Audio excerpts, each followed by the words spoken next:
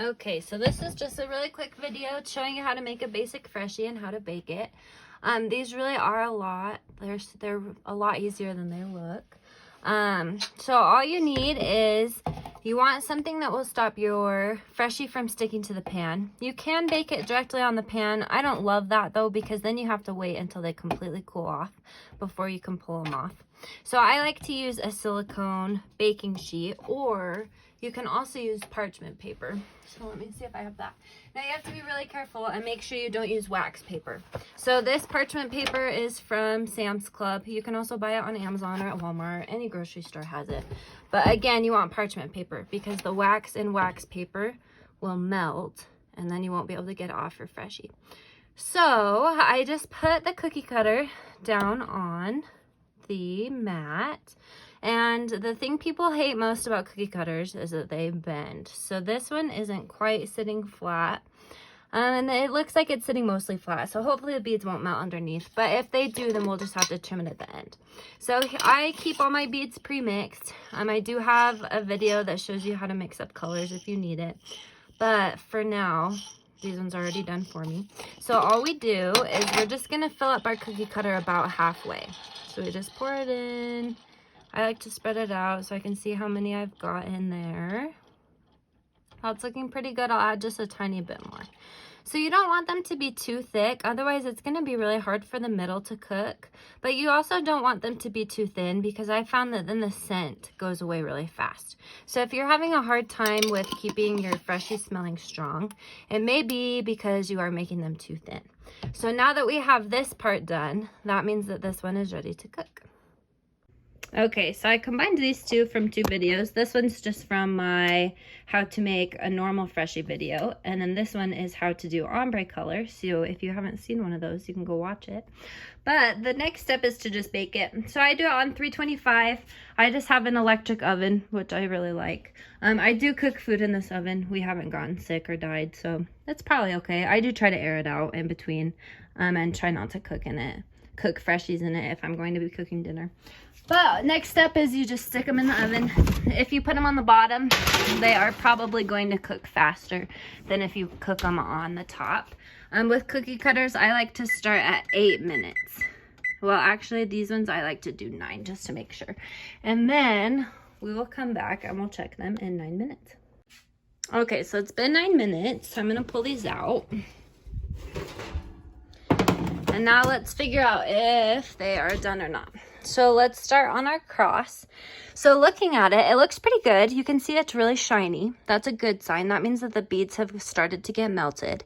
And if I touch it, you can see even if I kind of roll it around, the beads are still sticking to each other.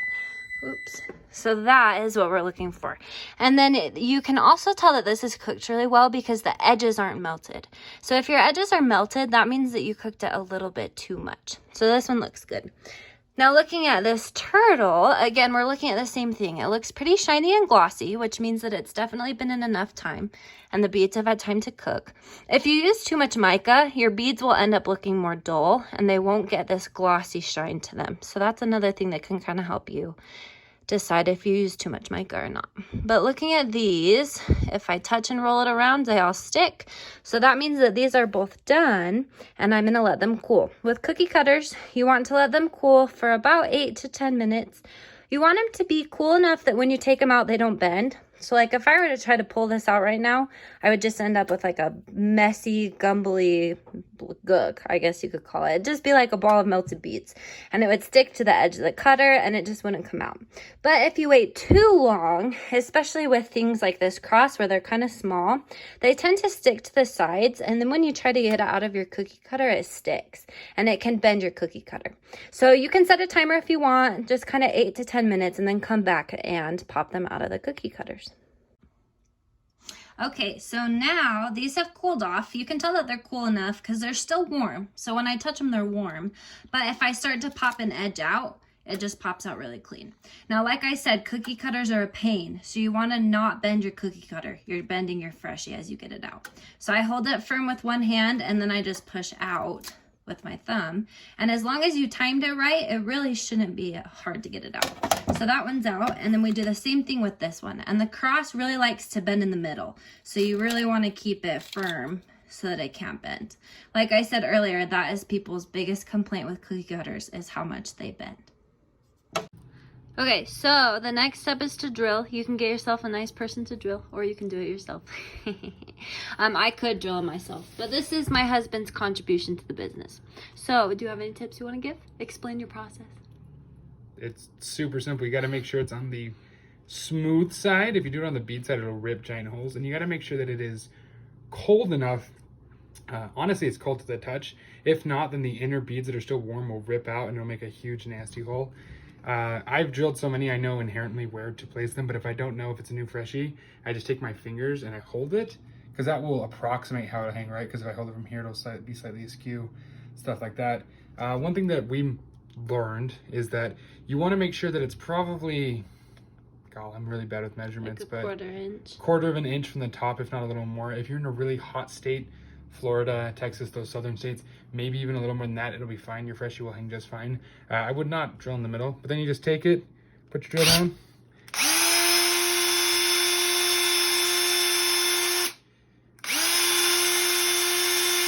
And it's super important to make sure that the hole is clear. You can look through. Sometimes you have to pull it back and forth throughout. As you drill, you will have to clean off the bit. There will be lots on there. You might at first start cutting yourself if you're just pulling it off, so try to use your finger now to do it. But yeah, on these ones, same thing, just okay.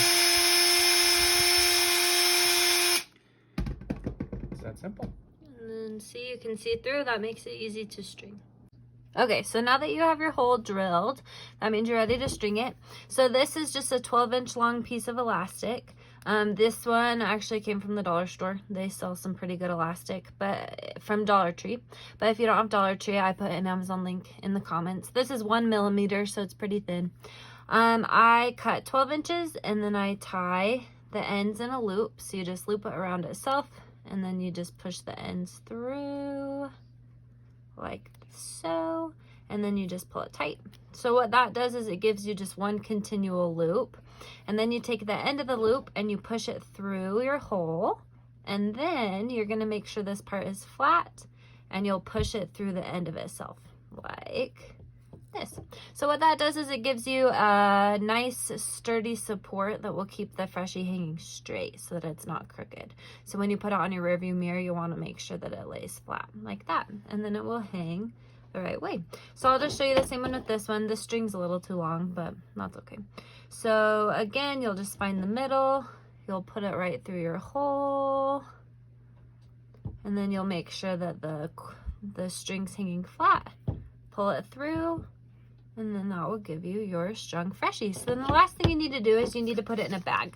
Now you can't just put these in Ziploc bags. I know it's really tempting. It sucks to buy special bags for them, but trust me, you need polypropylene bags. Just 100% polypropylene, not polyethylene, not corrugated polypropylene. Seriously, there's so many different kinds, but it has to just be polypropylene. Sometimes you'll see OPP. That doesn't work either. It just needs to be polypropylene. So these bags came from clearbags.com. If you want to buy all of your supplies in the same space or in the same spot to save on shipping, I would recommend waxandcrafts.com. They're also known as KNL if you're trying to find their Facebook page. They have a ton of different sizes. I think they have 4 different sizes right now. So I use a 4x6 for a lot of different ones, and then this right here is a 5x5. So this is really simple. You just stick it in the bag. And then the other important thing that you want to make sure you do if you are going to be selling these is you have to have warning labels. You can print these. It's just on an Avery label, so you can print it yourself, or I do sell them if you would rather just buy them pre-printed.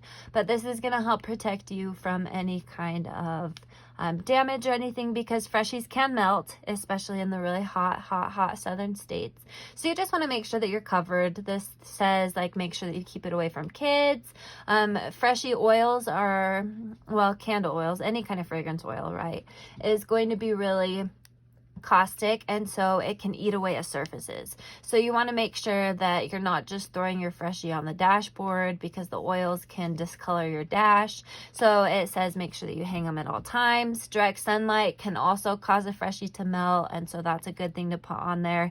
And then it also just says like that you're not responsible for any damages or replacements due to misuse. So that just helps protect you as a business. It's a smart thing to have.